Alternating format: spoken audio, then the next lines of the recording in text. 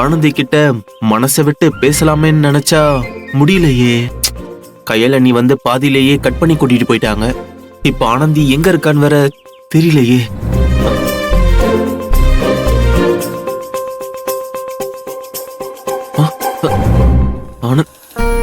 ஆனந்தி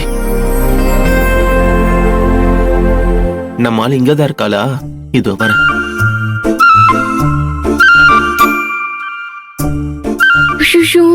இவனா? இவன் எதுக்கு நம்மளே சுத்தி சுத்தி வந்துட்டு இருக்கான்? சரியான ஜொல்ல பாத்தியா இருப்பான் போலயே. அக்கா நான் தான் சொன்னேன்ல. கௌஷிக், ஆனந்தி நீங்க ஃப்ரீயா இருக்கீங்களா? பேசலாமா? என்னாச்சு ஆனந்தி, ஏன் எதுவுமே பேச மாட்டேன்றீங்க? இல்ல அதெல்லாம் ஒண்ணும் இல்ல அக்கா. இவருக்கு என்னதாங்க பிரச்சனை?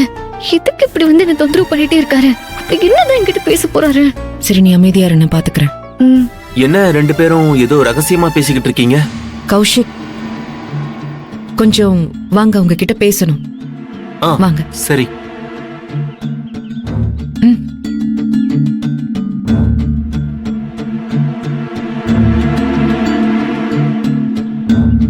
என்ன விஷயம் சொல்லுங்க. நான் ஒன்னு சொன்னா தப்பா எடுத்துக்க மாட்டீங்களே? தப்பா எடுத்துக்கிறதுக்கு என்ன இருக்கு? எதா இருந்தாலும் சொல்லுங்க. உங்க அம்மாவோட பர்த்டே ஃபங்க்ஷன் நல்லபடியா நடந்து முடியற வரைக்கும் நீங்க ஆனந்தி கிட்ட எதுவும் பேச வேண்டாம்.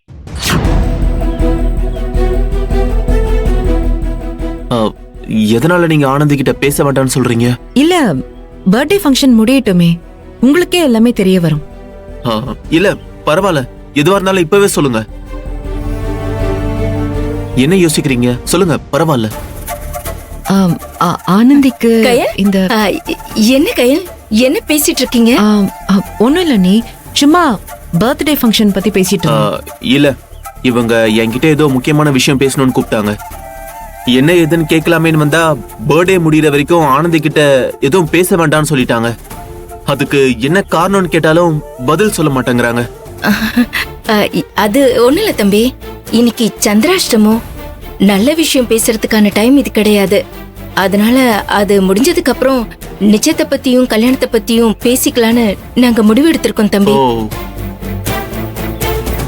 அதான் எப்படி சொல்றதுன்னு கையில் யோசிச்சுட்டு இருந்தான்னு நினைக்கிறேன். என் கையில் அத தம்பி கிட்ட ஓப்பனா சொல்லிருக்கலாம்ல. ஆமா கௌஷிக், அண்ணி சொல்றது உண்மைதான். நல்ல நேரம் வரும்போது நல்ல விஷயத்தை பத்தி பேசினா எல்லாமே நல்லதா நடக்கும்னு நம்புறோம். அப்படியா? நான் கூட நீங்க வேற ஏதோ சொல்ல வருவீங்களோன்னு பயந்துட்டேன்க்கா. வேற ஏதோனா?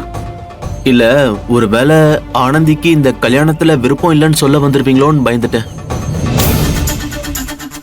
அததான் நீங்க சொல்ல போறீங்களோன்னு நினைச்சு உள்ளுக்குள்ள பயந்துட்டு இருந்தேன். ஐயோ, அப்படிலாம் ஒண்ணு இல்ல தம்பி, நீங்க போங்க. போய் அம்மாவோட பர்த்டே ஃபங்க்ஷனை ஜாலியா செலிப்ரேட் பண்ணுங்க. மத்ததெல்லாம் நம்ம அப்புறமா பேசிக்கலாமே. சரி வரேன்.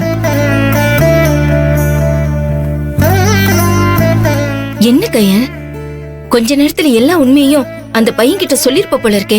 ஏன் இப்படி எல்லாம் பண்ண?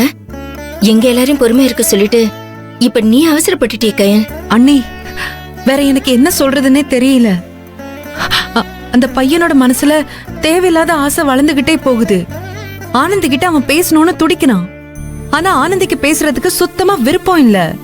அதான் தனியா கூட்டிட்டு வந்து உண்மைய சொல்லிடலான்னு பார்த்தா அதுக்குள்ள நீங்க வந்து ஏதோ காரணத்தை சொல்லி சமாளிச்சிட்டீங்க. கையன், நான் திரும்ப திரும்ப சொல்றேன், இப்படிப்பட்ட ஒரு நல்ல வரன் நல்ல சம்மதம் எங்க தென்னாலும் நமக்கு கிடைக்காது. நாம ஆனந்தி கிட்ட எல்லாரும் பேசி புரிய வைக்கலாம்னு தோணுது. கொஞ்சம் தயவு செஞ்சு எல்லாரும் புரிஞ்சுக்கோங்க.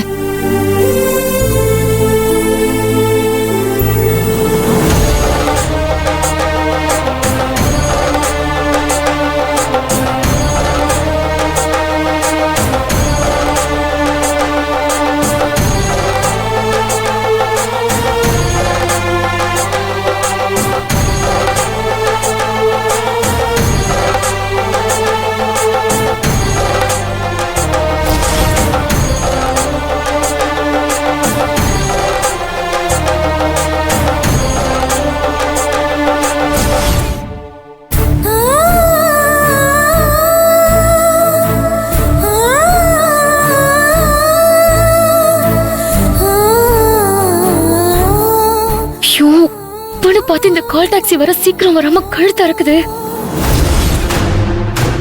என் தங்கச்சி ரோஹிணியோட வாழ்க்கை நல்லா இருக்கணுங்கிறதுக்காக தான் நான் விரதம் இருந்து இந்த பரிகார பூஜையை பண்ண போறேன். இந்த பூஜைக்கு யாராலையும் எந்த இடைஞ்சலும் வந்துடக்கூடாது.